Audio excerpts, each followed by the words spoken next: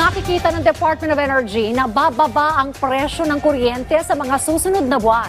Hindi naman nakatitiyak ang ahensya kung magkakaroon muli ng oil price rollback sa susunod na linggo. Yan ang ulat ni Harley Valbuena. Posibleng bumaba ang presyo ng kuryente sa mga susunod na buwan dahil sa bumabang demand dulot ng malamig na panahon ngayong tagulan.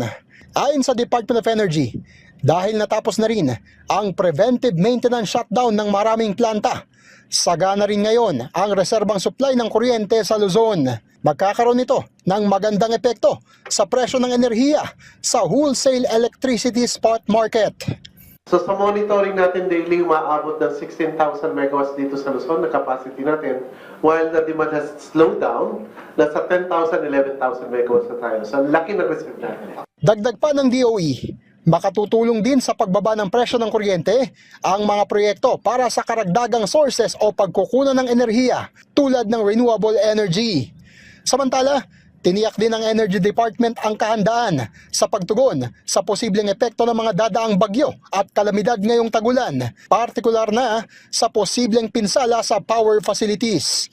The Energy Resiliency Task Force is already activated. We already had initial meeting with the Office of the Civil Defense. Yes, we are ready. And so far maganda naman yung monitoring. Bagamat patuloy namang humuhupa ang tensyon sa Middle East, ay hindi pa masabi sa ngayon ng DOE Oil Industry Management Bureau kung magkakaroon muli ng rollback sa presyo ng langis sa susunod na linggo, at nakadepende pa ito sa oil price monitoring ng krudo sa pandaigdigang merkado sa mga susunod na araw.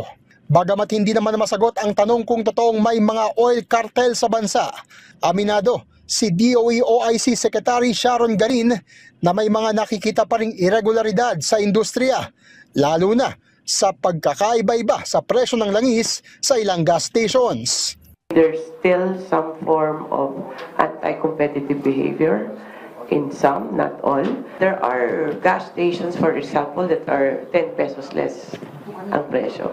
And that could mean something. Maybe that's good for the country, but that could also be something that there is some smuggling or manipulation that happens. Upang maibsan ang epekto ng unstable na presyo ng langis, ipagpapatuloy ng DOE ang mga hakbang tulad ng pag-iinspeksyon sa oil depots at gas stations at paghikayat sa oil companies na ituloy ang staggered o paunti-unting price increase at pagbibigay ng mga promo at discount.